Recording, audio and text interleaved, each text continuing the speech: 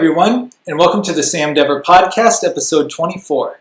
In this episode, I speak with my good friend from Las Vegas, Tami Belt. Tami is a public relations expert. She is the founder and chief storyteller at Blue Cube Marketing Solutions. She is also an author, a writer, and poet, and wrote a book called Poetic Justice.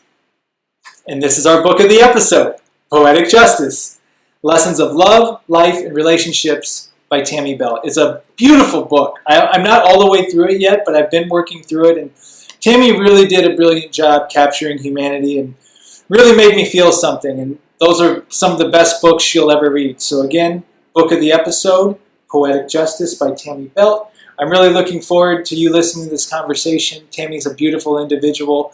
We actually did an interview about 8 years ago in Las Vegas, so it was fun to do this one, come full circle, doing the Zoom here on this podcast. So without further ado, here's my conversation with Tami. Tami Belt, welcome to the Sam Dever Podcast. It's so good to see you, my friend. Oh, it is so good to see you. And I know we interact all the time on Facebook, but it's not the real thing, but it's the second realest thing we could have. I know, I miss you. I miss you too. How is everything with you? It's going well. I'm well. So, knock on wood. Surviving that Vegas cold. The heat and the cold. Yeah.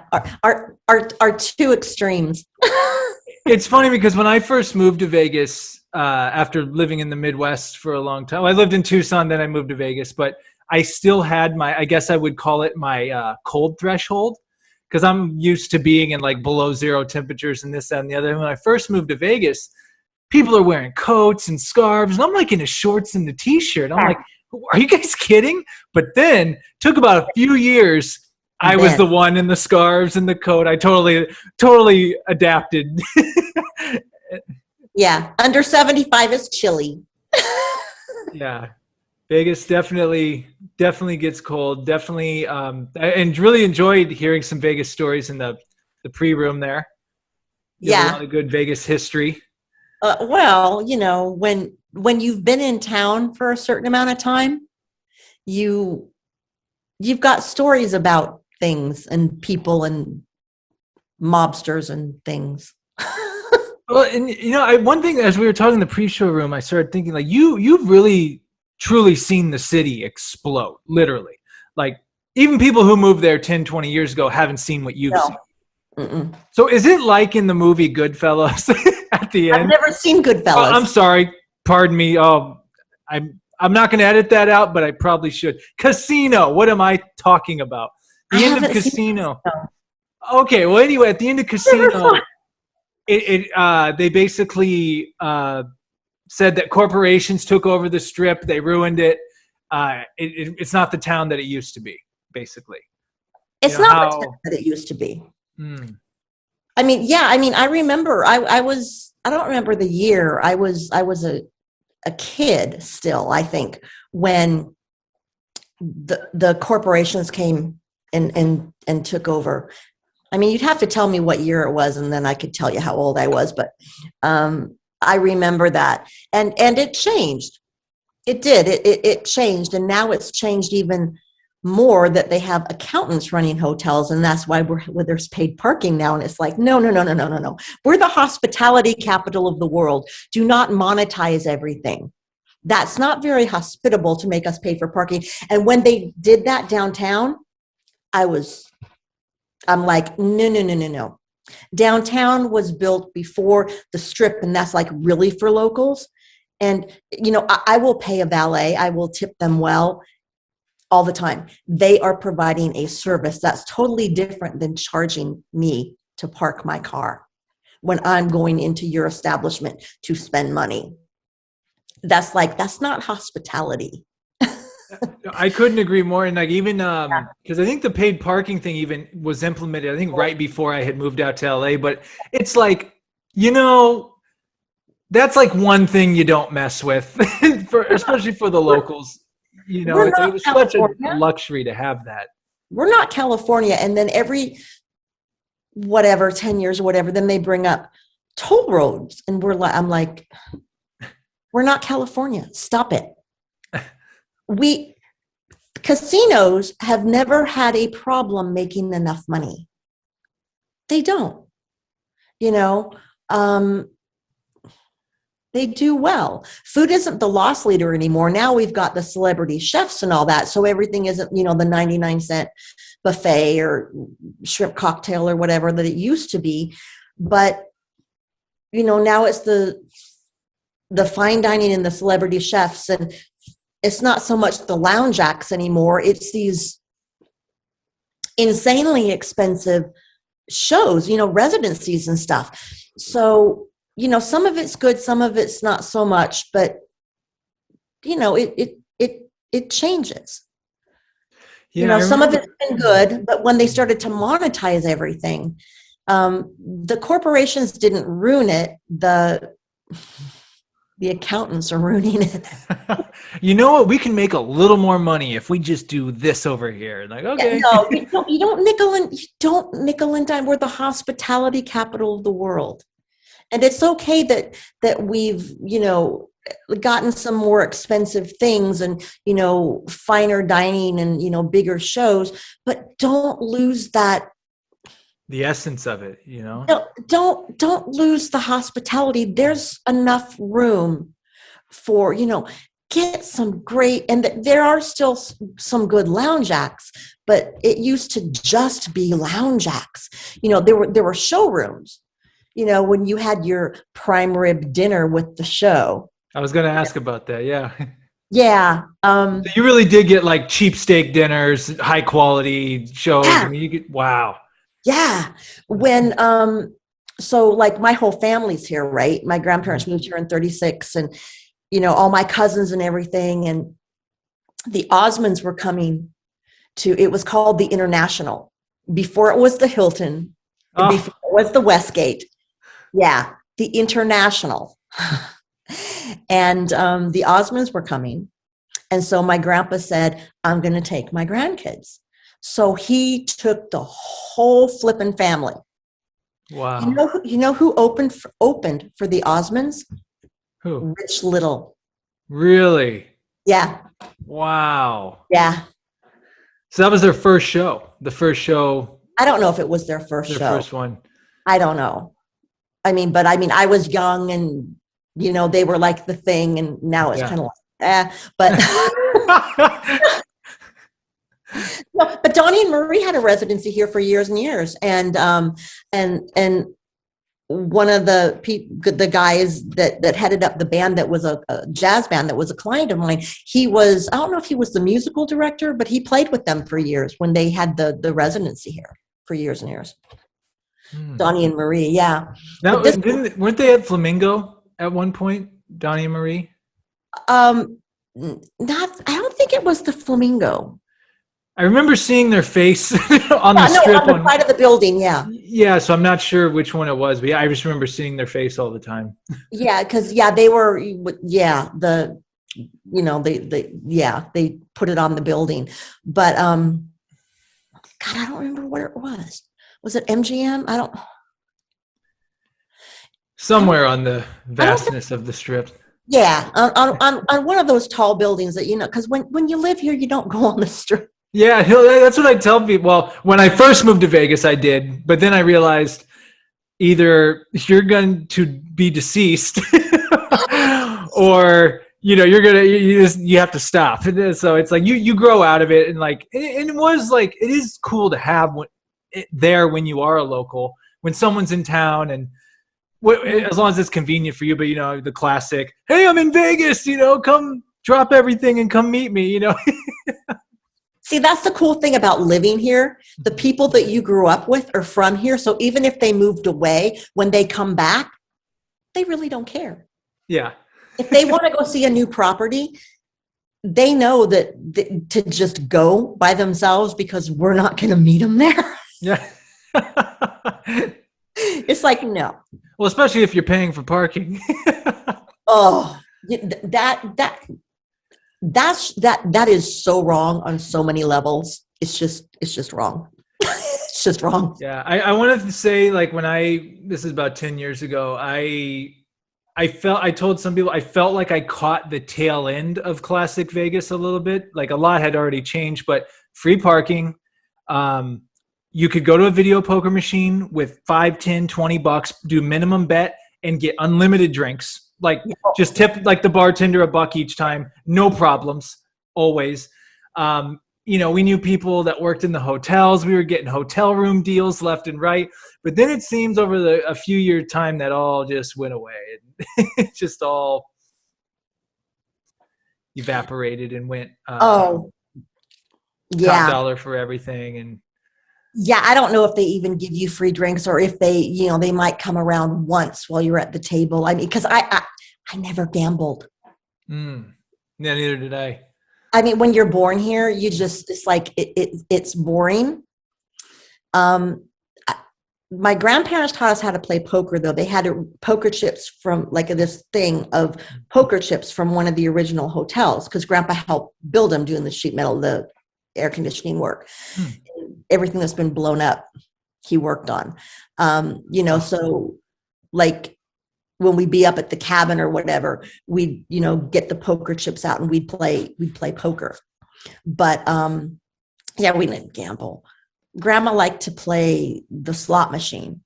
But I mean, like when she went bowling at the bowling alley, she'd play the slot machine, and that was, she had her $10 or $20 or whatever it was. And yeah. Well, that's more the gambling I did out here. I guess I never did like the full blown blackjack and all that stuff. I'd put money in the machine to get free drinks.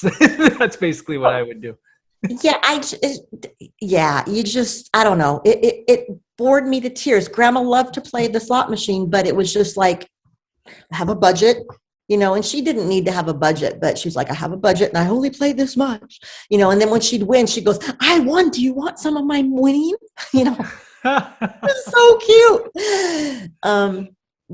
So yeah. And then like I had a friend that wanted to play,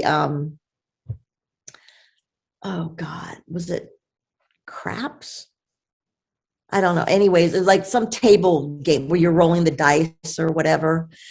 And I couldn't understand it. And they kept winning. They kept wanting to, I'm like, can I just like go get something to eat and then meet you back here or something? I'm like, yeah. It's boring for me. I mean, and they were winning and I'm like, great, but I'm bored. I want to get into you and your life, but one more thing about your Vegas life.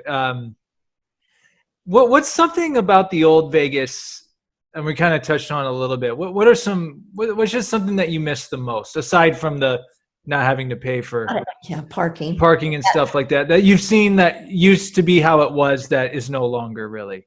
Well, but this is still a small town. And that I like.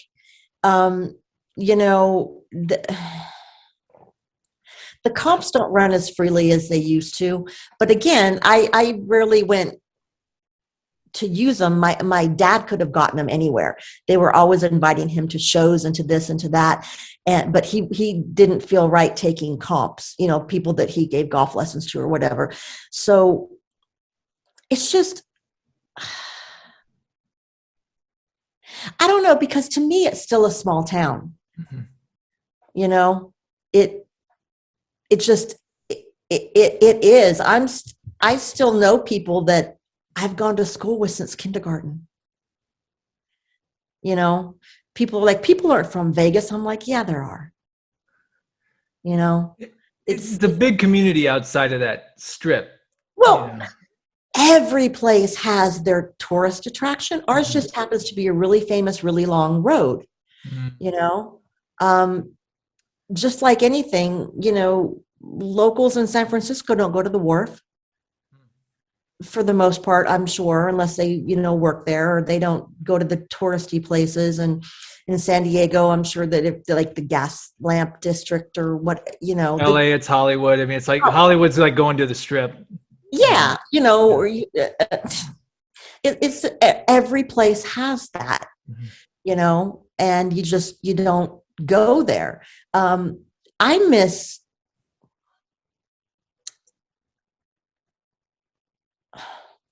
things being more affordable.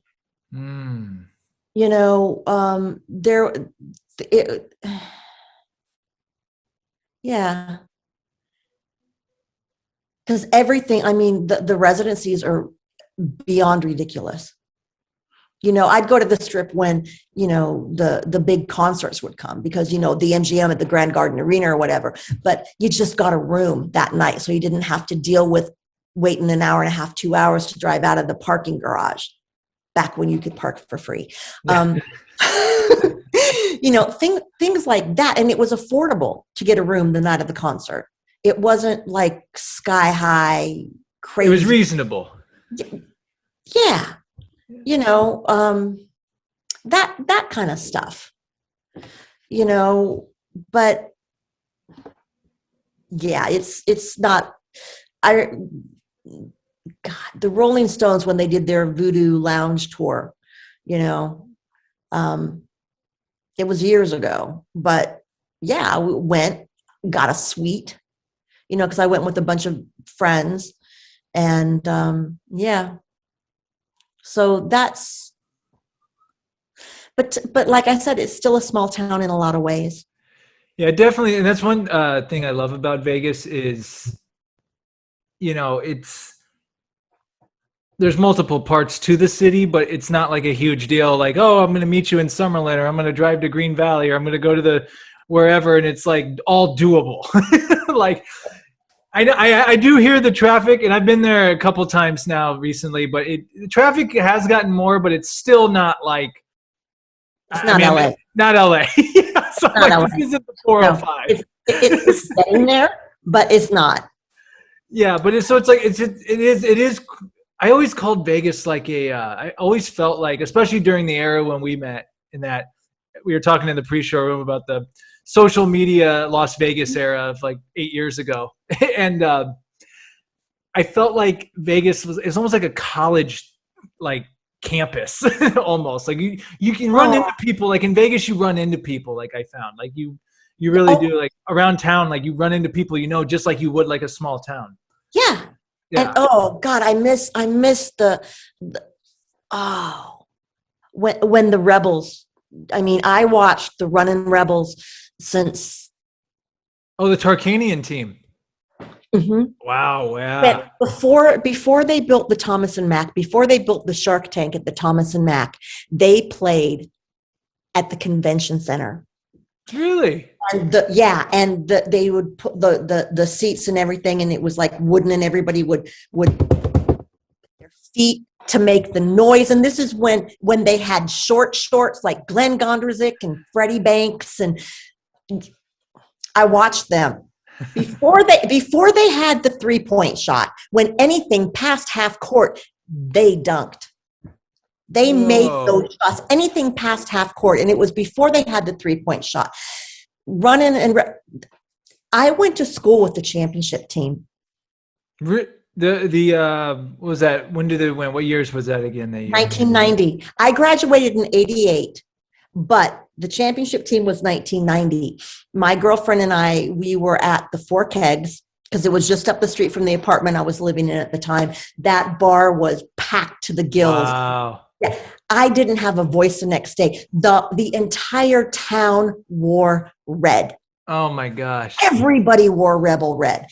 And then, you know, Maxim came in and to destroy the basketball team, and it's never been the same since. But with Kruger back as the coach, you know, his son, and it's like, okay, let's get. I missed that. Mm. The Runnin' Rebels. I went to school with. Yeah, I went to school with that team, and yeah, Larry Johnson was on that team, right? He was in one of my classes. Oh, I was dating a guy, and his dad lived in the Midwest, and his dad wanted his autograph, and I'm like, no, we don't ask them for their autographs. And he's like, you have to, and he bought one of those little mini basketballs, and he goes, you got to get him to sign this for Dad. And I'm just like, no. So I go up to Larry in class, and we weren't like, we knew each other because we were in class. We weren't like, you know, friends and all that, hanging out. But I'm like, Larry, would you please, my boyfriend's dad, and he's just like looking at me and laughing. He goes, you know, you're going to sleep with this under your pillow. And you know, and he knew that, you know, it was for my boyfriend's dad.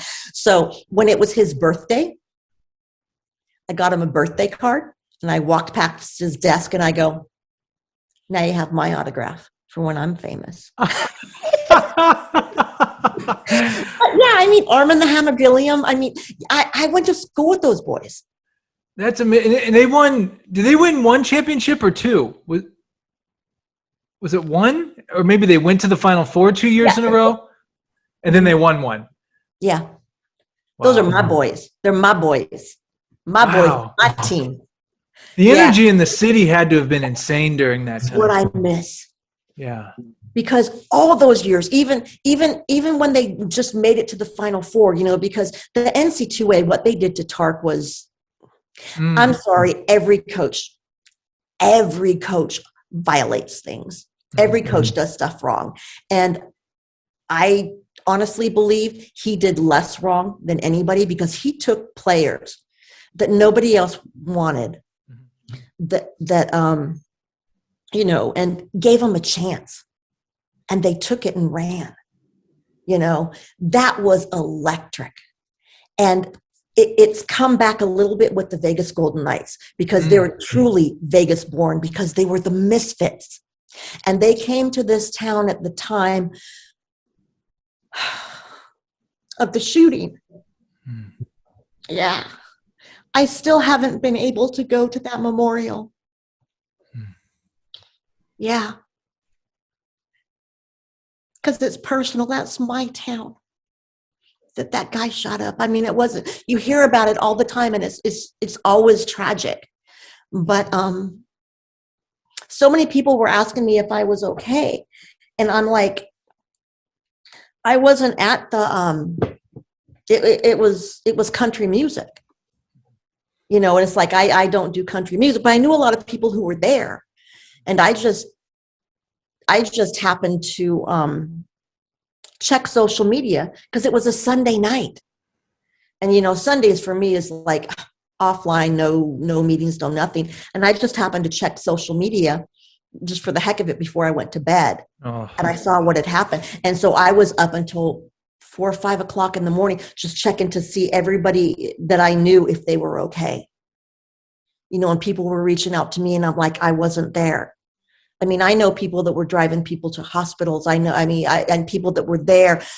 And I mean, that was horrible. But the Vegas Golden Knights, because they're misfits, and the way that they handled what happened when they had their first game, and they dedicated it to, you know, I mean, it was that time.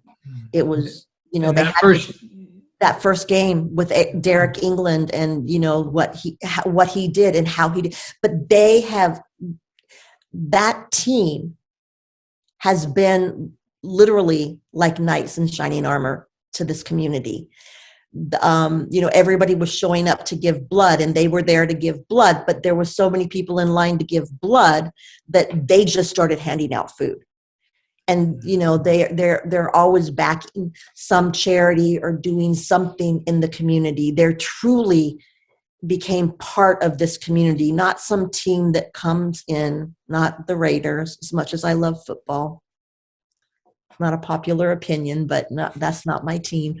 But, and who would have thought I liked hockey? Because I never really saw much hockey before, and it wasn't really my sport, but. That's interesting. You talk like that. Well, real quick, I wanted to say the first year the Knights were in town, they made it to the finals, right? Stanley Cup finals. So they did amazing. Well, and they've still always been in contention. They've always been really good, yeah. Yeah, and everybody's so mad about Fleury. So it's interesting what you just said just there. How, you know, like you talking about hockey. It's like, well, I don't really care. Didn't really care for hockey, but it's what a sport can bring to people outside of their sport. And even for the UNLV basketball, I'm sure people that weren't like huge basketball fans, it was the community, it was the energy, it was what they were giving the city. Probably like, that's our team. That's our team. That's our boys. That's our team. And that's what it is with the Knights. You know, it's that was what I missed. And I'm hoping that it gets back with the Rebels, because I mean, with student tickets or whatever, and you know, we would always go to the games. I haven't been to a basketball game in forever. But yeah, it would just always. And since I was a little girl, my dad would take us to the convention center, you know. So Thomas and Mack was built after they won. Yeah. That's probably what made them build after they won. Oh, so they played in that arena in the championship. Okay. You're saying before then they had played at the convention center. Right, like when in the 70s, 80s. 70s and 70s. Oh, okay. Yeah, gotcha. when they wore short shorts like Glenn Gondrezick and all that. Freddie Banks and Tony and Robert Smith and yeah. Oh yeah. But it was fun. But we always backed the Rebels. This town was always, you know, that team, and it's come back with the Knights. That's beautiful. Yeah. And so when, you know, that was what I missed. You know, there wasn't that team. And it's like, we have another team and hopefully the Rebels will come back again. So because like I said, what they did to Tark was horrible. And when they finally inducted him into the Hall of Fame, he was not in good health, but he was aware enough to know what was happening. And when you could see his face, and he knew, and they finally left him alone, and he finally got in. He was smiling like a little boy on Christmas. Oh. And that was just like. I remember, I believe, I was living there when he had passed. I believe they dimmed the city lights, if I remember correctly. I think they dimmed the strip. I remember that in honor of him. Yeah. Yeah. I mean, he wasn't a saint, but he didn't deserve what, you know, they did to him, and the way that they just ripped away the basketball program. You know, it was like that was sad. Yeah. You know, it was sad. So I'm hoping that, you know, Kruger can maybe bring it back. Because is it Lon Kruger who's the coach? His son. Oh, his son. Okay. Yeah, because Kruger was a coach for a while, and then he got replaced, but his son, okay, who played with the championship team. Wow. Okay. So good things. And you just remind me, just having this talk, and we could talk Vegas for hours, especially with you. But I appreciate you telling these stories. And you just remind me one thing about Las Vegas too. It really is a strong, special community through high times and low times. And it really is like, people really do care for each other over there. I definitely, you know, it's a very close community. Like, you wouldn't think that, because you think the big strip and this, that, and the other. But then when you get underneath all that, and you start meeting the people at the casinos and meeting the people that work at the nightclubs and this, that, and the other, it really is like this really cool community of people that. Very philanthropic community. Yeah, absolutely. And transitioning a little here, I wanted to get a little bit into PR and what you do. And I don't think I've actually ever truly asked you, you know, that is one of your expertises. How did you get into public relations? Oh my gosh. When I started UNLV, I wasn't sure what I wanted to do. Mm-hmm. And I wanted to go into psychology. And then I was told there's not enough money in it unless you go into psychiatry. And I wasn't about to go to med school. It involves math and stuff. It's like, no. Words good, numbers bad. So then I was going to go into social work. And then I heard you don't make a lot of money and there's a lot of burnout. And, you know, I grew up watching Bewitched. Good show. Yeah. And Darren was in advertising. And it was creative. Oh yeah, he was. I know. I could never do that with my nose. I would try. Oh God, I would forever. And I just couldn't do it. And so it got me thinking about, it was like much better than Mad Men. And it was like, oh, creative, and I can write. And because I've always loved stories. I've always just, because you grow up here, you hear stories, and then you talk in stories, and the imagination and the whatever. And so I went into I majored in communications with a minor in marketing, because marketing was a separate college, and you had to take econ and finance to major in that. And again, it was like, I'm not taking econ and finance, So I majored in communications, minored in marketing, and I've been doing it since I graduated college in 1988. And then I got tired of corporate America and opened my own sandbox in 2002 and said, I'm only going to play with nice people. And I specialized in communication strategy because nobody's got it, and community engagement because business is personal. It's about relationships. And one of the best ways to build a relationship is to bond over the passion for a cause. And I'd seen it done wrong in corporate America. And I wanted to help small companies do it right, because it's not about writing a check. It's not. It's more than, it's personal. It's about getting involved. People support causes for very personal reasons. Very personal reasons. So are causes the main type of clientele that you work with or have worked with? I work with nonprofits and small businesses. Yeah. Yeah.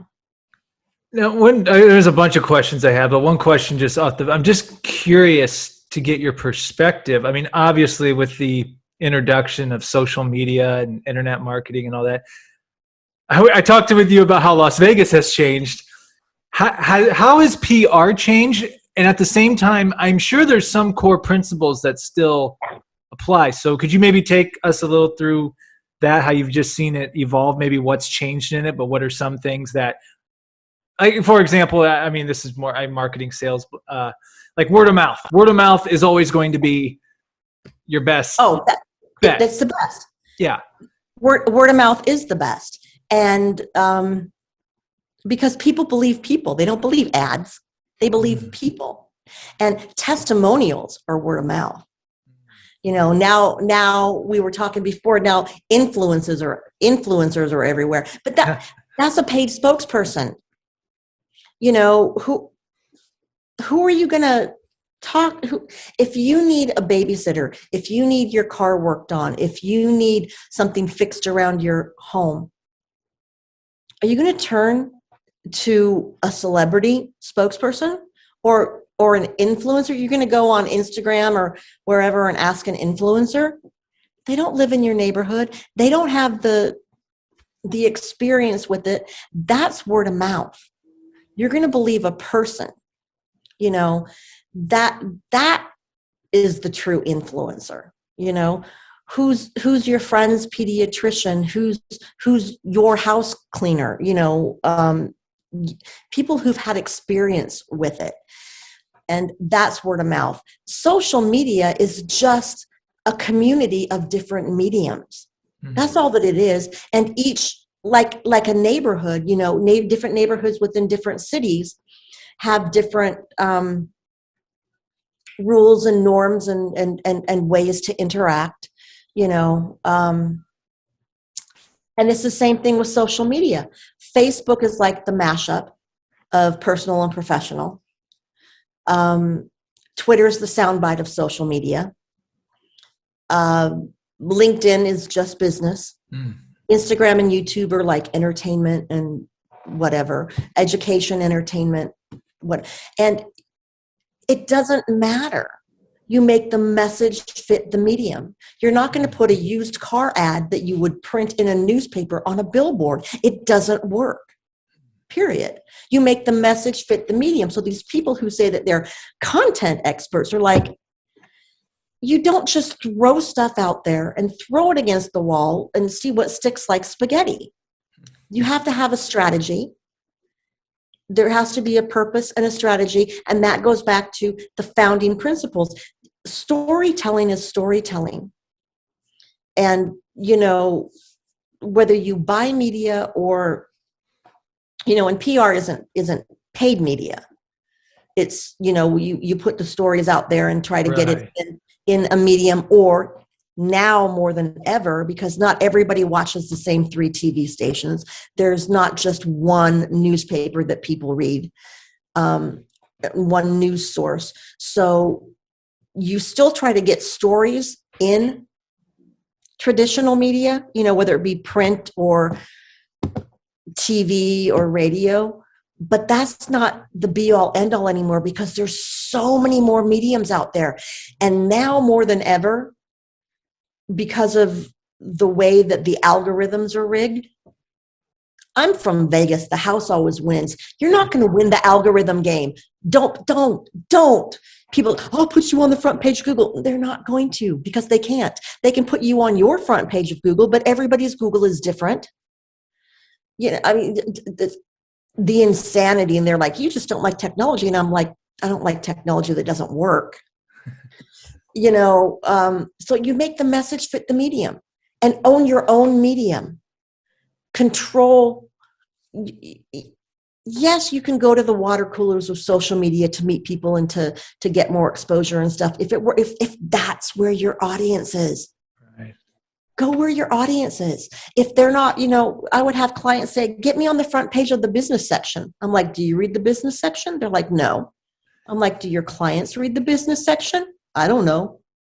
Okay. If they do, then that's the perfect place for you. But you can't guarantee somebody's going to be on the front page of the business section. You pitch a story and you hope. But there's more and more places. You have your website. You can have your own email list. You can have your own YouTube channel. I mean, you own as much as you can, own your own media, because it's harder and harder to get into. Everybody's not watching the same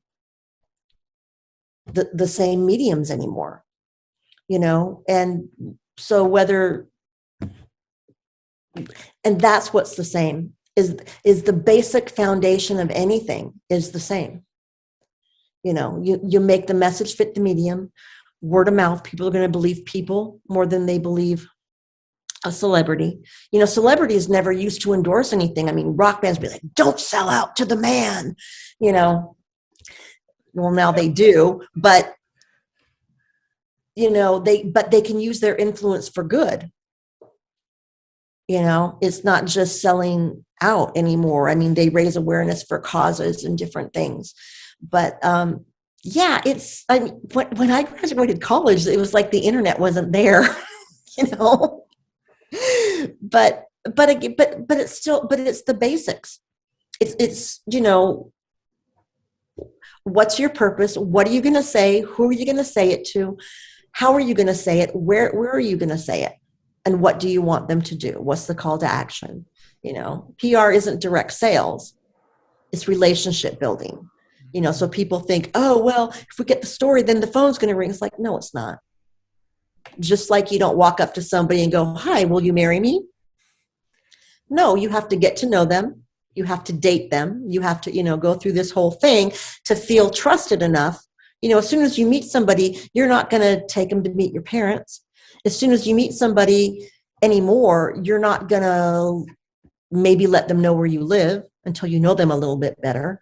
You don't just, it's relationship building. So it can take time, but the basics of that are the same. You can buy followers, but you're not, that's not gonna, they're not really gonna be customers. They might not even be real. They're just like bots. You just blew my mind a couple of times during this. That was brilliant. First of all, the whole your Google page isn't the same as the other person's Google page. That got me. And then as I'm listening to you, because I obviously don't have the experience you do, but I You thought I know. knew somewhat of public relations, but it really just dawned on me. Yeah, public relations, you're building relationships with the public. You're not saying buy my stuff like an advertisement left and right. You're trying to create that relationship, and yeah, I never really thought of it like that. Yeah. It's like I always thought of it, I guess, of, oh, we're going to get this article in this publication, then we're going to, like you said, we're going to sell a bunch of stuff. It's like, well, no, you might sell something, but you're making people aware of you. And again, like you said, like, you're not going to get married on the first date. Like, look, they're going to have to get to know you, I mean, come on, even the reality TV shows are like, The Bachelor, The Bachelorette. Yeah, like 10 episodes, yeah. And I don't mean to keep going back to nostalgia, but I've had this talk, even like whether it's public relations, it can be film or music, anything. Okay, so it's a two-way street. I feel like technology and, like you said, how many mediums are available. It's an awesome thing because now the little guy truly does have a shot. Anyone can create any platform. At the same time, I feel like it's so oversaturated. And I feel like the art, say something like you doing public relations before the internet came out, I would assume there was that like great feeling of putting in that work, building those relationships, and getting that article published in that newspaper or magazine, and having that go, and having, there wasn't as many options back then, so more people saw that. Not to say that still doesn't happen, but the art of it, if you will. I guess there's still the art of it, but you ever miss that era of it? Yeah, I do. I really do. And more, it's pay to publish an article or pay to be on this segment of what they call the news. And it's like, people like to say that public relations is free press. It's not free press. You have to pay the PR person or whoever in your organization is doing it. It takes time. It takes time to gather the information. It takes time to assemble it correctly. It takes time to know who to pitch it to and how to pitch it to them. So even if you have it in-house, and I always worked in-house. I worked in corporate America. I didn't work at ad agencies or PR firms. I worked with them. But I was the in-house marketing department at St. Rose Hospital for 7 years. I was an in-house at the local newspaper. I mean, I sat in the editorial budget meetings where they decided what they were going to publish, and what the size of the newspaper is dependent on how many ads they sell, not how much news comes out. If a breaking news happens, they've got to see what they're going to switch up, because they're not going to just sell more ads. That determines the size of the newspaper. And they have a budget. The editorial budget is how much space they have for stories after the ads are in. It's making me just think of how the world works. and that's the thing. Most people, they don't get that. And they're like, but this is important. And it's like, but in the scheme of things, what are you doing? So yeah, you were able, because there were fewer eyeballs on the media when you got in the media, it made a bigger impact. But the audiences are more fragmented too. Sure. It goes from mass to niche, to smaller. And you don't have to be the biggest, but where are you going to make the most impact? That's why I like working with small businesses and charities, because it's not this mass appeal. It's, you're going to impact the audience that you desire to serve. And that's going to make a huge difference in that audience. So it's not everybody, but it's like, you can be everything to somebody, but you're not, and that's enough. But you don't have to be everything to everybody. That's exhausting. You can't be everything to everybody. You know, people are smarter. People know what they want more. You know, they're not going to be told or sold. They know what they want.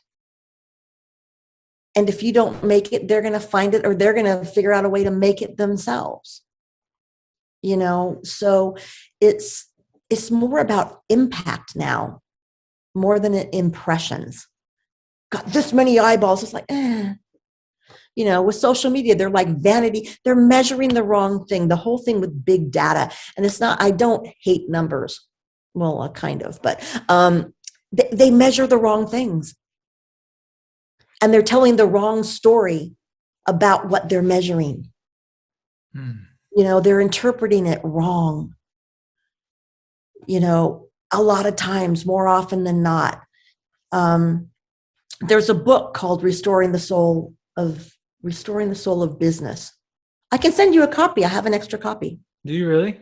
Yeah, I do. I got it at because it was the author, Rashad Tabakawala. He's amazing. I'm like crushing on this guy. He worked at one of the big ad agencies for years and years and years. He's a total numbers guy. And he goes, you have to have the proof, you know, which you do. You have to have the proof, but he goes, to make you have to marry the spreadsheet with the story, and they have to match. Oh yeah, I like this guy, and his book is just like, and he's got a blog on Substack. It comes out every Sunday, and and then another friend of mine, a colleague who I met downtown. Through Rick, the great connector from downtown way back when, Sangeeta Waldron, she lives in London, but she does PR, and she gets it. We always say that we're across the pond from each other, but we're on the same page. She wrote a book, and it's called Corporate Social Responsibility is Not PR, and that is true. It's part of the stories that you tell, but CSR has to be baked into the company. It's not just writing a check or doing a fundraiser or doing this, and you don't do it to get press. You have to mean it. You know? Okay, that was just another tangent. Sorry. No, this is great. No, I'm loving it. I'm soaking it in because, and correct me if I'm wrong, but like PR too, it's not always we need to put, well, I mean, we want to look good, but you put out good things or create awareness, but it's also when things don't go good, yes, having to put out fires and address those as well. Yeah. Which I would think it's a whole other art form within itself.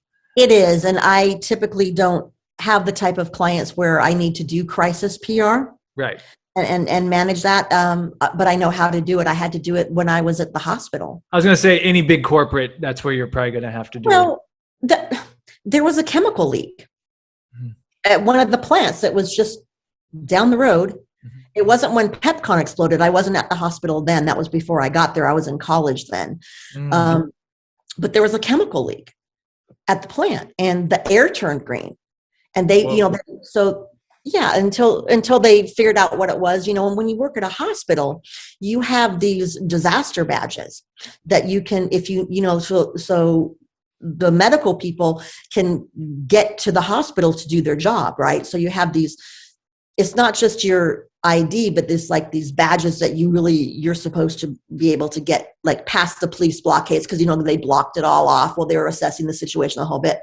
Well, I mean, I was just out of school, so I'm in my 20s. I don't think I was 30 yet. I'm in my 20s, and I'm driving in because I have to handle the media inquiries, right? My boss lost her badge, so I was there by myself. And I'm handling all the inquiries and stuff because rumors just fly. And this is in the 90s. Like I was there from 89 to 96. So it was like the early 90s, I think, that this happened. So I've got the newspapers and the TV stations and then the Associated Press, and they're all like, what's going on? What's going on? What's going on?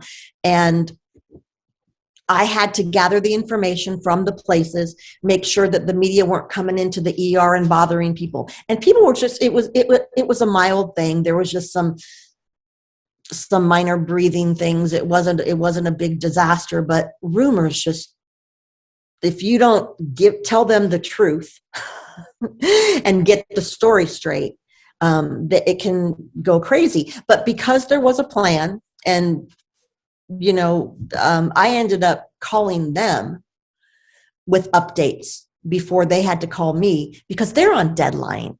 That's why they're not trying to make things up, especially back then. There wasn't all this fake news stuff, but back then, but they had a job to do and they had deadlines. And sometimes the updates were just, no, there's no new information, or this is it, and it's cleared now, and the roads are open again, and the air's not green anymore. And but you stayed proactive with it. You have to. You have to, yeah. Because my clients are also the media. True. They, first and foremost. So I tell my clients, if you don't get back to them in a timely manner, I can't work with you, because you're not going to blow that, that relationship. I have to continue to work with them. Whether or not I work with you, I always have to work with them. So it's like, this is what we need to do to work together. And this is why. And, I've never had a problem with that, with clients not doing that, but you need to let them know, because this is how it works, and this is why they need it when they need it. Like when they say they call you and they need this now, they kind of do. This opens up another can of worms that wasn't on the question sheet I had, but and without going into details we'll keep it vague, but I can't help but to think, when you're telling me, because when you're telling me how this is working with the hospital in the 90s, it seemed like it was a very pure and give and take system. Like, hey, I'm the PR person. I'm going to communicate with you. You're going to communicate with me. It seemed just more, what's the word I'm looking for? More ethics maybe involved. Whereas today we have these smartphones, and it's a gift and a curse, because yes, anyone can put anything out, which that can be a good thing. But at the same time, anyone can put anything out. Wow. And when in a world that we're living in, where we don't know what's what and what's not, because there's 20 million articles, and this person says this is what it is, and this person goes, no, it's actually this. It's like, whoa. It's like, I feel that, and again, please correct me on any of this, but I feel like maybe some ethics certainly have been lost. And I don't know if it's necessarily malicious. It just may be the consequence of the environment we are now living in with how things work. And then, of course, money and advertisement probably play a role in all that as well. It turns malicious when they're trying to get something out of it. Yes. And people reporting things can be a very good thing at different times. But you're only looking at certain things. You always have to consider the source, and not that the source is trying to be misleading, but consider the source. When a police officer goes to the scene of an accident or a crime, and he is taking witness statements, people aren't trying to lie. People are saying what they saw. But three people standing on the same side of the road will give them three different perspectives, and they're not lying. So amplify that. And then I love stories, but stories are living, breathing things. And stories have many, many sides. There's the facts. There's what you believe, which of course is the truth. Then there's what others believe, those conspiracy theories and all that crazy stuff.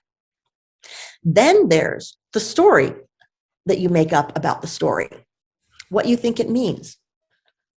Is it a blessing, a curse, an opportunity, a failure? But the most important thing is how you frame that story. Did it work for you or against you? Is it horrible? That's how you live your life.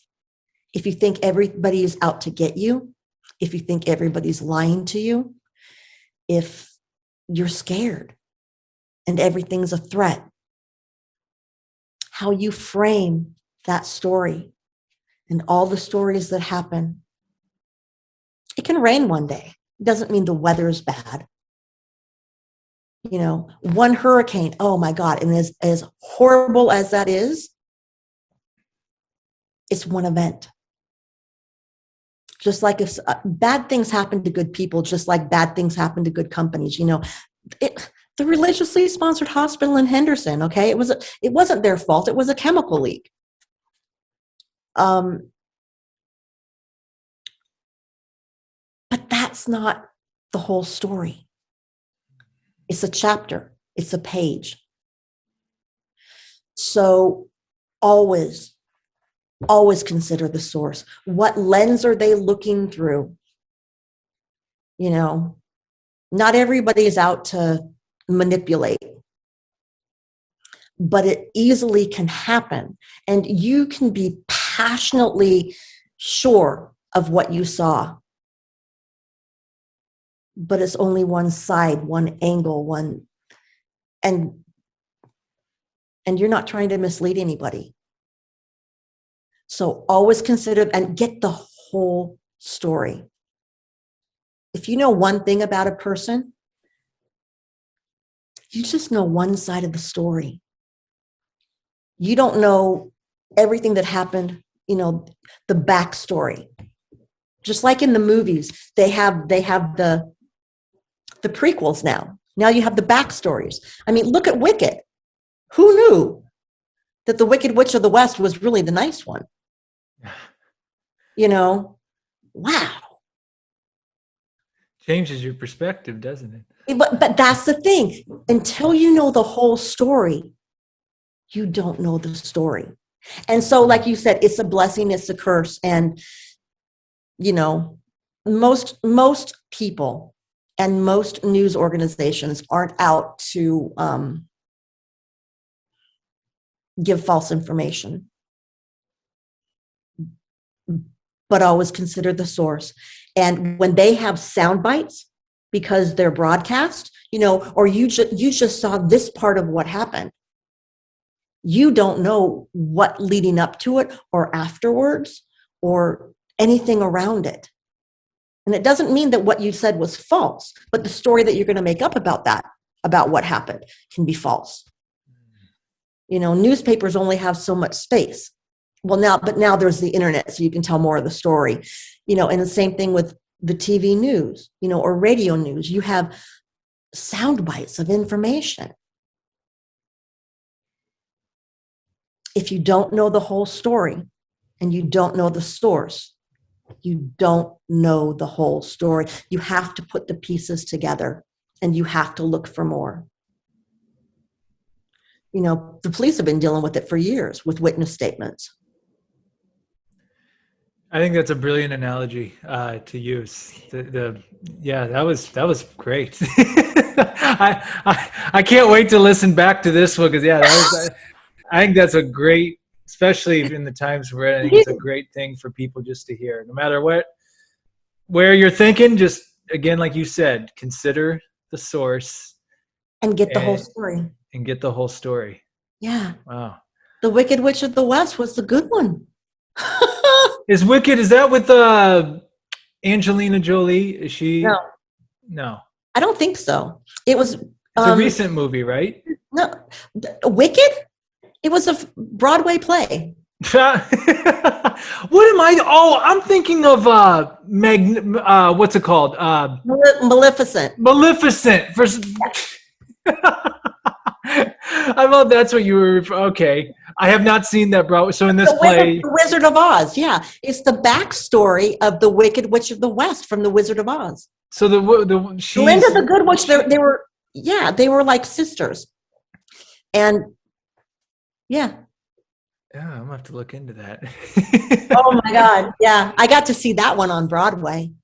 Oh my gosh. I know it was a fluke. 7-Eleven was a client for a few years, and when they did the Quickie Mart campaign, where they transformed one of the 7-Elevens into a Quickie Mart here in Henderson, it won the Silver Anvil Award, which is like the Academy Awards for PR. Wow. And the award ceremony was in New York. And it was like, I mean, I had to pay my own way. It was like, whatever. But it was a write-off, it was a business trip. And I'm like, oh my God, if I'm going to New York, I'm going to Broadway. And that was like a hot ticket. And because I bought one ticket at the last minute, I got it. And it was like third row center. Wow. That had to have been an amazing experience. Oh, I still have the confetti and yeah, it was just, wow. Yeah. And I want to shout out your PR company that you run, Blue Cube Marketing Solutions, correct? Yeah. Yep. And if people do want to work, we'll say it again at the end. But if people do want to get a hold of you to work with you, is there a certain process to do that? Well, they can get a hold of me through my website. It's the number 1, bluecube.com. I mean, if they want to type in Blue Cube Marketing Solutions, they can, but that's like a whole lot of words. So I got onebluecube.com. It's a little bit shorter. So you like telling stories. Yes. Oh, God. And you've done more with stories. You wrote a book.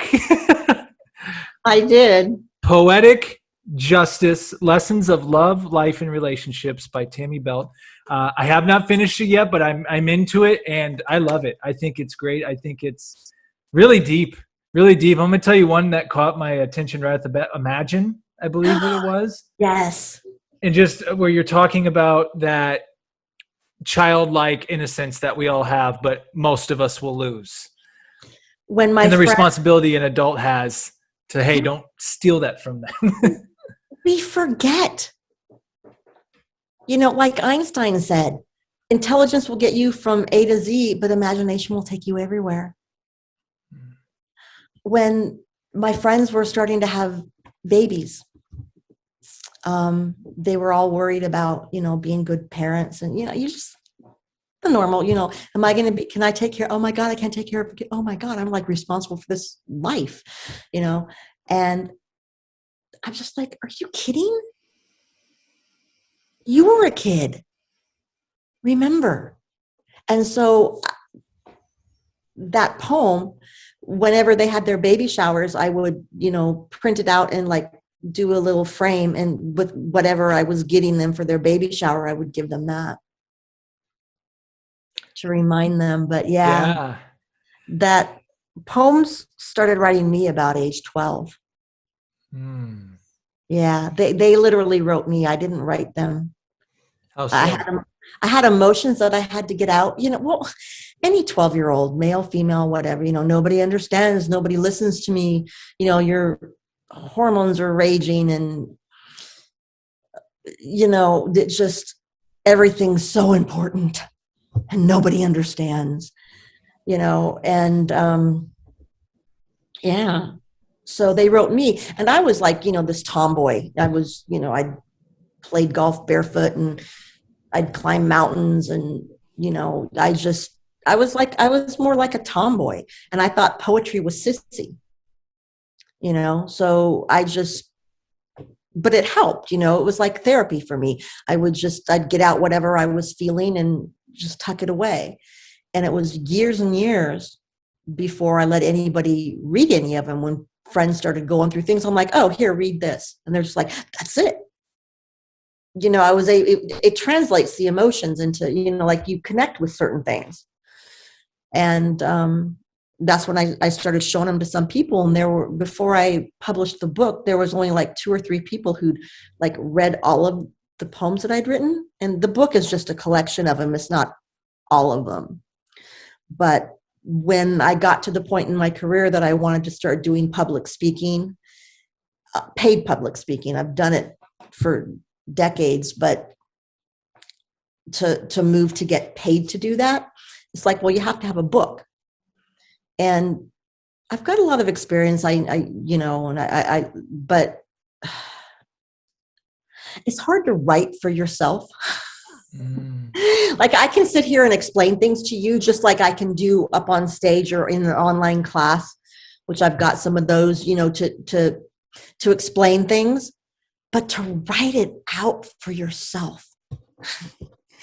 The mechanic doesn't want to fix their own car, but they'll fix everybody else's. I want to tell everybody else's story, but I don't want to write my own.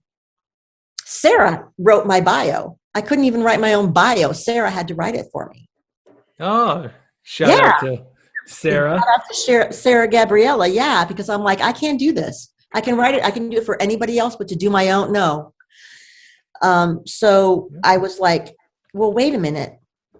I have a book. And it's the 360 of my storytelling career. It's why I know how important stories are. So I got Balboa Press to publish a collection of my poems because that's the beginning of my storytelling career. Because everybody needs to feel seen, heard, and understood. That's beautiful. And so these are just a collection over years. Yeah, from 12. The poems wrote me from like 12 to, they stopped in my early 20s a lot. They stopped a lot, but I think the last time I wrote they really stopped like early 30s. They slowed down a lot. But other than like a few people saying, write a poem for me, like I had a musician friend who goes, write me a poem and I'll write you a song. And I wrote him a poem and he didn't write me a song. So I wrote another poem and he still didn't write me a song. And I wrote another poem. Kept getting like, so yeah, there's the musical ones. I would, like Sweet Saxations and, I'm just like, this is what it's like to, listen to your music. So what's it like to play it? And, but it's weird because I don't really write poems for other people. It was just to get my feelings out. And then years later, starting probably in my mid 30s, I would once a year, usually New Year's Eve, because when you live in Vegas, you don't go out on New Year's Eve because it's amateur night. It is. I can vouch for that. Yes, it's amateur night. So, I can see the fireworks from my backyard and I can stay home, have my cocktails and not drive. I mean, not even in the neighborhoods because people come here and they're just like, they're crazy. So once a year, New Year's Eve, I would go through and reread the poems. And I noticed something. They would, once you separate the emotion from the event, you can see the different sides to the story. You can remember it differently and resolve what happened. And so my perspectives would change about, what happened. And I don't remember who said it, but they said, you're healed when you can retell your story and it doesn't trigger you anymore. It's like something that you watched on TV. It doesn't erase what happened or the impact or whatever that it had on you, but it's like it changes the perspective. I wrote it when I was a teenager, I was in my 20s, but when I read it from a 30 or a 40 or a 50-year-old woman's eyes, it changed what happened. And it's like, it doesn't mean that it didn't happen. It just means that it wasn't against me, or it wasn't this, or it wasn't, this whole emotional charge. It's just like, oh, okay. Just like it rained that day instead of it ruined my day. It's like, oh, it was really wet. Just a different perspective. And that is so important because the most important story is the one you believe. It's not who you listen to. Or it's not the people that you hang around, it's the people that you listen to. You're the sum of whom you listen to, not who you hang around. You can hang around with like this motley crew of people, but you don't really, you know, you're not always like them. They're fun to hang around or, you know, do stuff with. But it's who you listen to, because that you start listening to yourself, and is what you're saying true? Is it true? And that's a passion of mine with storytelling, because I did it for myself before I knew that I was doing it. But one of the things I want to figure out how to do is how to work with women who've been abused and help them rewrite their story, because it's a chapter in their life. It's not who they are. The stories that they tell themselves when they're caught in that cycle is not who they are. They just, you know, you can't just snap out of it, but you need to get it out, to work through it, so you can see it clearly. It's really, I mean, it seems it's very healing, and it's therapy, really. And that's why I'm going through this, reading it. It's like, man, it's like, it really, what I love about poetry in particular, it just really makes you feel, especially for the reader. Yes. You know, like, man, it makes you, it's humanity. It's everything. It's, you know, someone sharing their most vulnerable moments on a page. Yeah, and it means different things to different people. And it was really interesting, because the whole time, like junior high school, when I was writing these poems that nobody knew I was writing, you know how on social media you reconnect with people you went to school with that, you know, you weren't really friends with, but you knew each other. Mm-hmm. And then when I published the book, these people are like, oh my God, I didn't know that was going on. And I'm like, but it's like, it's human relationships, you know, it's a human experience. That's why everybody can relate to it. I mean, I was writing about what I felt at the time, but it's what everybody feels. Friendship, love, betrayal, you know, unrequited love, whatever, you know, that's why it's called Lessons of Love, Life, and Relationships. You know, and like a diary, I'll never say who each poem was about, or, you know, it's like, because it doesn't matter who, because not all relationships last, but lessons do. Mm. Hopefully the lesson lasts. Yeah. but I never repeated the same mistake from the really bad relationship, from, you know, the marriage and the divorce and all that. I never repeated that. And most people, they're caught in that cycle, you know, and I never did. And I think that was why, and I didn't even realize it until you know, later, because you don't see it when you're doing it. Exactly. You know? Yeah. But it did. That's exactly what I did. Well, yeah, it reminds me too, because I know there's certain things, you know, years later, I'm reading some book and this author puts it, and I'm like, oh man, I totally was doing that 3-4 years ago, but I didn't realize it. Mm-hmm. You know, so it's a gift to give this to someone, being like, not only to help you, but it's going to help someone else recognize something in themselves as well. Oh, I'm not going to make money off the book. Well, no, you should still go get it though. Yes, go get it. But most authors don't make money off the book. Right. You know, I mean, you know, come on, a book, it would be a Christmas miracle if it got to the bestseller list, you know. I mean, but the book came out November of 2015, you know, so it's been out for a little while.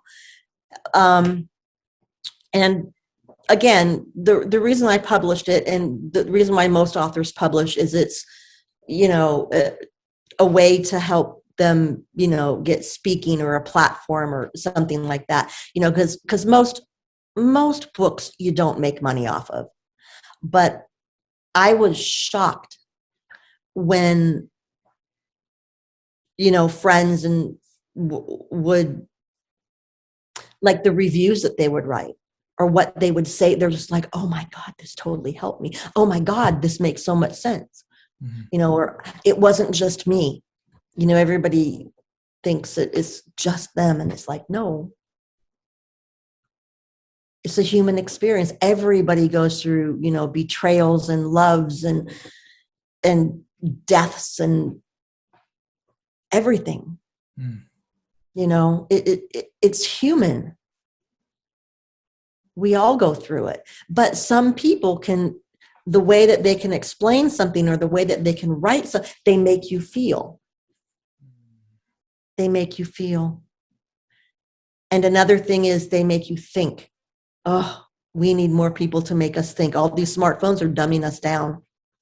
All these cars that drive for us, we're not thinking, we're not seeing, we're not paying attention. And it's costing us. We don't think so, but it does.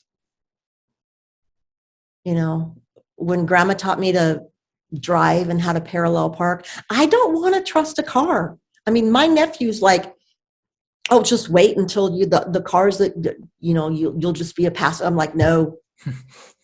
Yeah, me neither. I don't want the video camera that shows me how to back. I want to turn around and I want to see. That can be a backup. That's fine. That can be the co-pilot. But I never want to get where I'm not paying attention. People program the computers in cars. People aren't perfect. Robots can go rogue. Lawnmower man. Every time. like AI, no, AI's bad. I don't want artificial intelligence. Mine's bad enough. Right. Like lawnmower man. Like, what? I'm like, go watch it. That was a movie. That's funny you bring that up. I want to say that was a movie title. Yeah. That I'd see at the dating myself, like to back in the. You're a puppy compared to Blockbuster days when you used to go to the movie store on a Friday, Saturday night, and that was the thing to do. Lawnmower Man would be like, I don't think is either I was too scared to watch it or I wasn't allowed to watch it. I can't remember which one it was. Well, it's not like really bad movie. No. Maybe I was scared of the cover. I don't know. Yeah, he just like plugged himself into the computer and it was like, yeah. Okay, so it wasn't like a horror flick. No, it wasn't a horror movie. Huh. I do know that title though. I just didn't know what it was like about. It's more like a sci-fi, like scary, that kind of, but no, it wasn't a horror movie because I used to love ghost stories. That was the beginning of my writing career, was ghost stories. Because I would change the ending, and I don't even know how I knew how to do that because I was in elementary school, but I changed the ending so I didn't die. And that planted the seed that no matter what, you can change the story. And so all these like, it's like things happen and it doesn't click. It's like when your heart takes a picture, but it doesn't develop until you're ready to understand it. Like you can read something or you can hear a song and you think you get it. It's like Disney movies. Oh my God, they're in layers. So the parents understand things that the kids don't that are in the movie so that the parents don't go crazy when they watch it 5,000 times. Because there's different layers of meaning. I never thought of it like that. There's different layers of meaning in things. You reread a book, you're going to catch things that you didn't see the first time, or you're going to see it differently because your perception has changed. Your worldview's changed. When you know more, you understand more, or you think about it in a different way. And that's what we've lost. We've lost the ability to think. We give it up to technology to let it think for us. We give it up in schools. Oh my God. You're memorizing tests. You don't learn by memorizing tests. You don't think. You don't problem solve. Years and years ago, I would go to Fast Company magazine conferences called real-time conferences. And Tom Peters was one of the speakers one time. And Tom Peters goes, they teach you in school to think inside the box. And then once you get in corporate America, all they tell you to do is think outside the box. He goes, schools created this whole industry for me to thrive because I teach people how to think differently. Or just to think. Just to think. Just think. Just imagine. Oh, God, imagine. Yeah. That's what we've lost. Yeah, I'm with you on all of that because well, you're creative. I mean, that's what you've always been creative. That's what I definitely gravitate towards. And look, we're using technology right now. I mean, we use these to stay connected. There's good things about it, but yeah, I'm with you on this whole but let's not totally put all our chips in here. Like, you can't lose sight and touch with certain things of humanity, that thinking being one of them. And you make it work for you instead of you. It's a tool, right? It's a tool, yeah, and you make it work for you. You don't replace you and instead of you, and use it to better connect, to better think, to make better movies, to tell better stories, to impact more people, but not to take over you. Remember when we were, the whole downtown scene and the tech scene, and everything was all this tech this and tech that, and everybody was making an app. Yes. But it's like, okay, but what does it do? Is it really, and it's not that there was another app that did that, because competition, that's fine. That doesn't, but it was, why? And do we need this? Do we need more of this? And an app isn't a company. An app is a product. It's a service. It's a product. It's not a company. And these people are like, I started a company. I made an app. And it's like, you have a product that, and what, why? Just like when you're trying to communicate, your story, your message, why? What's the purpose? Who do you want to reach? What do you want them to do? But what do they need or want? Just because you made it doesn't mean they're going to come. What do people want? The best conversations begin by listening.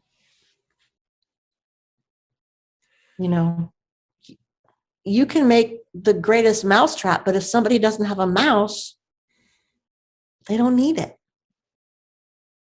And that ties into what you were saying earlier with PR. Like, I want to get my front page of the Business Week or whatever it was. It's like, but does your audience do that? And it's interesting you bring this up too, because I remember one time, and I remember that whole I mean, that's back when we were doing the social media show Hardcore, and we interviewed a lot of people down there. And I will say this, it was a beautiful thing to be close to that, because the energy was crazy, like so much entrepreneurship, so many creative ideas. But I remember one time I said exactly what, it was at a networking event. I think it was at the Palms. I can't remember, but it was a tech event. Yeah. And I said to a guy, I'm like, I don't think we need an app for everything. Like, we don't need everything. But he said something, he goes, yeah, I see what you're saying. He goes, but sometimes creating something leads to creating something. And I saw the point he was making. I agree with that. But at the end of the day, like, for example, where here in Los Angeles, where no one has washer and dryers, you have a community one, and you do it all on an app now. It's called PayRange. It's really good when it works, but if it doesn't work, you sometimes can't use quarters anymore. It's like, why can't I just use the quarters? Because if the app goes down, I'm not going to be able to do my laundry. I know the quarters will work. So it's like, okay, the app is cool, I get it, but let's not totally replace everything with it. Thank you. And that's where, like, okay, because I'm a certain age, and people will say, you just don't like tech, or you just like, get off my lawn. And I'm like, not get off my lawn, but you know what? I know how to solve problems that I don't have to do it with technology. Because I remember how to do things before it did it for you. like you just said it. It's like, let that be the backup, because that works. Mm-hmm. You know, what happens? Oh my God, if a website goes down, a major social media website, people, what do I do? What do I do? Talk to somebody. You know, I love the, you know, the videos where they have a rotary phone, even a push button phone, but especially the rotary phone. There is nothing like slamming that phone down on somebody. I mean, there's just, you know, and you're attached to the wall and you pick it up and you don't even know who calls, because they didn't have robocalls back then. And, you know, then there are these kids that are so tech savvy. And I mean, I'm not. I rely on my nephew, my niece, everybody younger than me to teach me things. You know, every time I get a new phone, I have to go to phone school. But they're, you know, when they try to show them to dial a phone, and they're just like, and it's like, but it's, you know, yeah, keep the backup. Keep the backup. Keep the backup plan. You know, it wasn't broke. You can make it better, and that's fine. You know, build something that leads, you know, but don't get rid of the backup. I hate that cars are computers, so one thing goes, the whole car. No, stop this throwaway society. You know, quit making me, when my computer still works, why don't you continue to provide updates for it? Don't make me buy a new one every, I think the last one was 10 years. Yeah, but don't make me keep getting a new phone. Why does everything have to be thrown away? And then look at the climate crisis now. Everything's disposable. What's wrong with sweeping the floor with the broom instead of all these things that you use once, maybe twice a day, that continue to get thrown into landfills? And you know, yeah. You know, what's the purpose? I hope with that people will,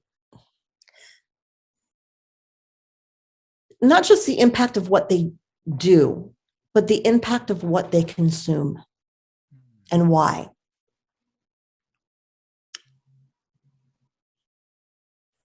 Think. Well, you've definitely given us a lot to think about today. I know I have. One of my soapboxes. Yeah, no, well, this has been a wonderful conversation. I really enjoyed this, Tami. And one thing I wanted to say real quick before I give you the last word is you're a very positive person.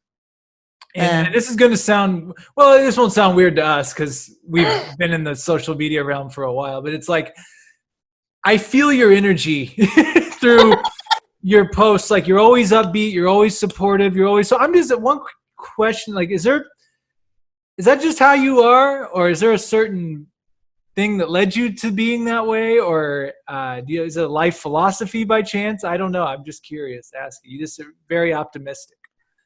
Yeah,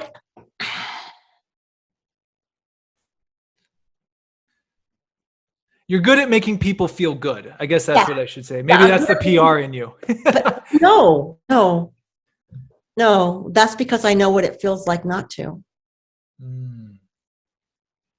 The strongest people have been broken to their core. They know how to come back. Stories literally saved my life.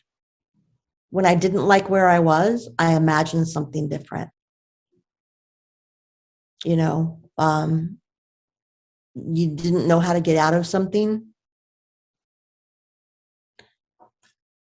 you just start to move. I've been there.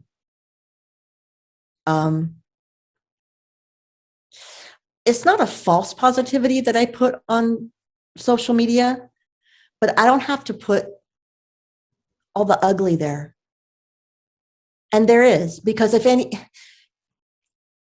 there's not, light without the darkness. But I just know how to, over time, how to manage the darkness and to always let the light come in. It's through the broken places in a heart that the light comes in, that the gold can fill it in.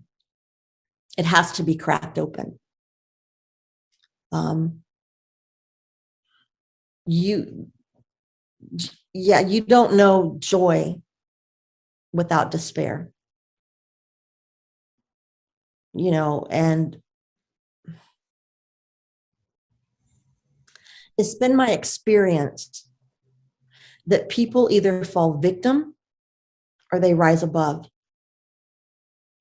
And I chose to rise above. And I've wallowed in that darkness. And I think everybody, you have to get through it. So you have to feel all the feelings. But it's because I know the other side. And I choose to rise above it. And yeah, I live alone. I cuss like a sailor. I get pissed off and I just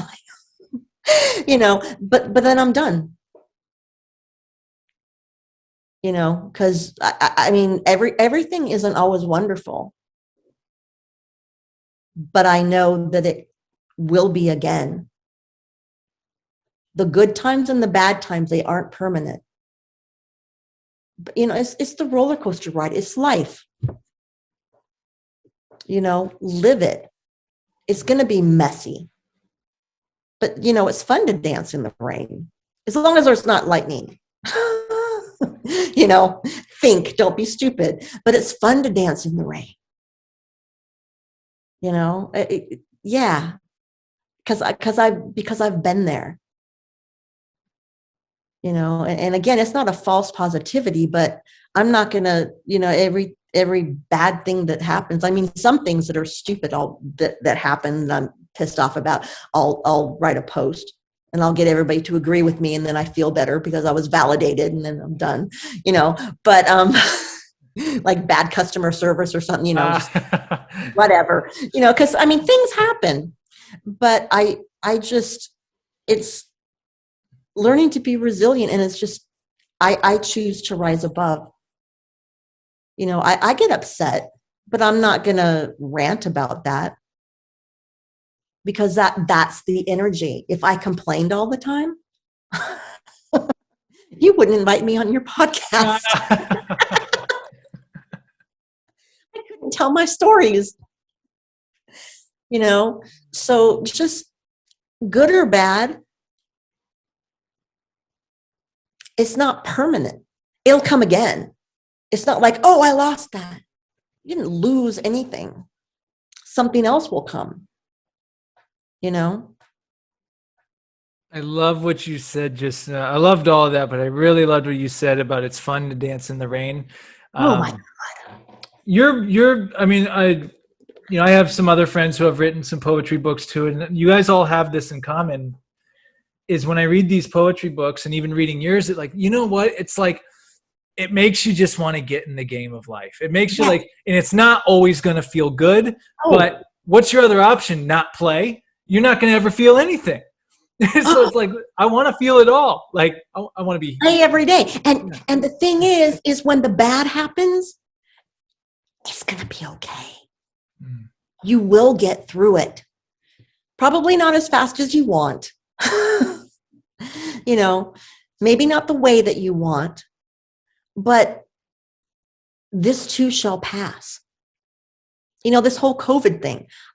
Who'd have thunk that it's this long? 2 years. It's almost the 2-year anniversary. Yeah, 2 years. At first I thought, a few months. And then, okay, maybe a year. But this? Now it's open-ended. I'm used to working from home. I'm used to living alone. This is different. You couldn't go to networking. Some of them transferred really well online, but I'm still like, go out, meet people.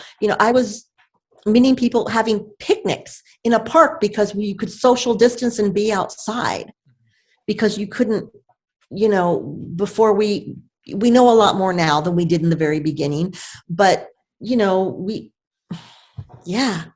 it's different. Yeah. It's different, but I still could always go on my walk, even if in the beginning when people were wearing masks outside, just, alone, totally, but yeah, you figure it out. Yeah. You do what you can, and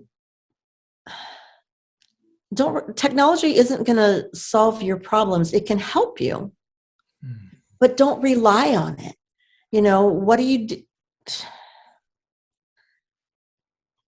I don't know. I guess I can, I can't fix things like technical and stuff, but you figure out how to do things. That's what people used to do before they didn't rely on something to do it for them. And I came in on the last of that. If we would listen to the stories of the people that were losing left and right from the greatest generation, they thought different because they thought. And they thought about solutions, not the problems. God, did they have problems? But they figured out ways to make it work. It wasn't the best. It didn't eliminate things, but they dealt with it. And it's just what they did. They just figured it out. And people don't think like that anymore. And I wish they did. People would be happier, because you feel control when you figure it out. Yeah, you do. There is that feeling when the community comes together. The scariest thing is to not be able to take care of yourself. Not that you want to be self-sufficient and isolated and I don't need anybody. Oh God, no. I love my alone time. Absolutely love it. But I love being with people, with, my community, my, colleagues, friends. I still want my alone time, but I don't know. And nobody succeeds alone. Nobody can do everything on their own. But sometimes it's just knowing where to look for the help, And that community, like you were from the Midwest, communities come together. If you get sick and you can't work your farm, the community works your farm. Yeah. That's everybody coming together. That's figuring it out. Yeah. That's a many great messages within this podcast, Tami. And it's kind of old. No, hey, it's wisdom. I eat it up. If people want to follow you or want to get a hold of you for public relations services, or if they want to buy your book, where are all the appropriate places digitally online for people to find you? All the appropriate places. Balboa Press is the publisher of my book. That's where they can find Poetic Justice. Yes, it's available on Amazon, but I'm more about like smaller businesses. So yes, it's available on Amazon. They'll have to search for it by my name and the name of the book.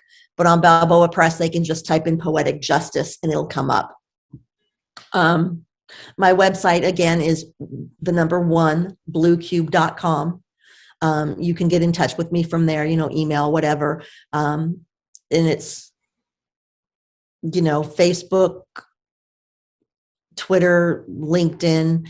It's my name. Tami Belt, Blue Cube Marketing Solutions. And that's how they can reach me. Awesome. And I always give the guests the last word or something that you want to leave us with. It can be anything. It can be as shallow or deep as deep as you want. I know you're capable of deepness, definitely. So it can be something that's been on your mind, something that's inspired you. It can be a movie you saw you thought was really good. It can be absolutely anything. Oh my gosh. And I was trying to think about what I was going to say, and then the day got away from me.